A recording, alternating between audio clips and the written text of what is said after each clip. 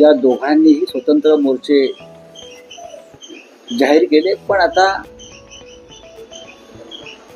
शनिवारी 5 तारखेला एकत्रित मोर्चा निघाला आणि त्या मोर्चाला महाराष्ट्रातले आणि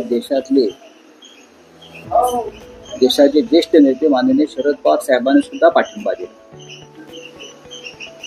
काल शरद पवार साहेबांशी माझं बोलणं झालं तर त्यांनी सांगितलं की आमचा पक्ष या मोर्चामध्ये सहभागी, मी येण्याचा प्रयत्न करेन, पण माझे सर्व सहकारी या मोर्चाला उपस्थित राहतील आणि पक्षाच्या सर्व कार्यकर्त्यांना त्यांनी तशा सूचना दिल्या। काँग्रेस पक्ष सुद्धा या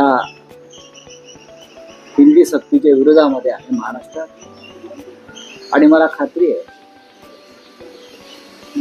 काँग्रेसचे कार्यकर्ते सुद्धा या मोर्चामध्ये सहभागी होतील।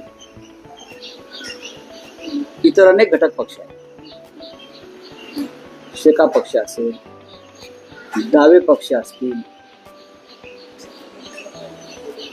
अन्य काही पक्ष आहेत, संघटना आहेत, या सगळ्यांनी, दलित पॅंथर असेल, या सगळ्यांनी या ऐतिहासिक मोर्चाला पाठिंबा जाहीर केला। याचं कारण असं आहे, विषय तर महत्वाचा आहेच, महाराष्ट्राच्या दृष्टीनं, मराठी माणसाच्या दृष्टीनं विषय तर महत्वाचा आहेच, पण उद्धव ठाकरे आणि राज ठाकरे हे दोन प्रमुख नेते एकत्र येऊन या मोर्चाचं नेतृत्व करणार आहे, याचा आनंद सगळ्यांना, आणि असा आनंद बहुतेक सगळ्यांनी जाहीरपणे व्यक्तही केलेला। आपण पहा सगळ्यांच्या प्रतिक्रिया काय आहेत त्या। मोर्चाची जी वेळ आहे, जी जाहीर केलेली आहे मनसेतर्फे, ती सकाळी 10ची आहे, त्याच्यावरती आम्ही चर्चा करू। मनोमिलन होतंय का? कारण मोर्चा एक पाहायला मिळतंय, कारण कालही बघितलं वरुण सरदेसाई, संदीप देशपांडे, आदित्य ठाकरे असे जे नेते एकमेकांना भेटतात, त्याच्यामुळे युतीच्या चर्चा सुरू असताना अशा प्रकारे एकत्र येणं आणि पब्लिकली भेटणं, तर त्याच्यामुळे आगामी महापालिका निवडणुकीसाठी एक चित्र दिसेल एकत्र भेटण्याचं। पूर्वी एक काळ असा होता की हे सगळे लोक एकमेकांना भेटत नव्हते, भेटण्याचं टाळत होते, किंबहुना रस्तेही समोर दिसल्यावर बदलत होते। आता एकत्र भेटतात, एका टेबलावर चहा पितात, शेक हँड करतात, हस्तांदोलन करतात, एकत्र गप्पा मारण्याचे व्हिडिओ तुम्ही शेअर करताय।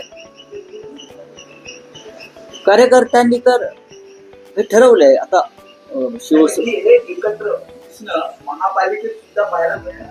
आमच्या सगळ्यांची भूमिका आहे की मुंबईवरती जर मराठी माणसाचा झेंडा फडकवायचा असेल, तो सातत्यानं माननीय बाळासाहेब ठाकरेंच्या नेतृत्वाखाली फडकलेला आहे, तर या सर्व मराठी शक्ती आहेत, या विखुरल्या जाव्यात अशी भारतीय जनता पक्षाने खास करून अमित शहांची भूमिका आहे, आणि आपण त्या भूमिकेला छेद देण्यासाठी एकत्र येऊन या निवडणुका लढाव्यात, ही आम्ही भूमिका अनेकदा जाहीर केली आहे। राज ठाकरे यांनी सुद्धा जाहीर केली आहे।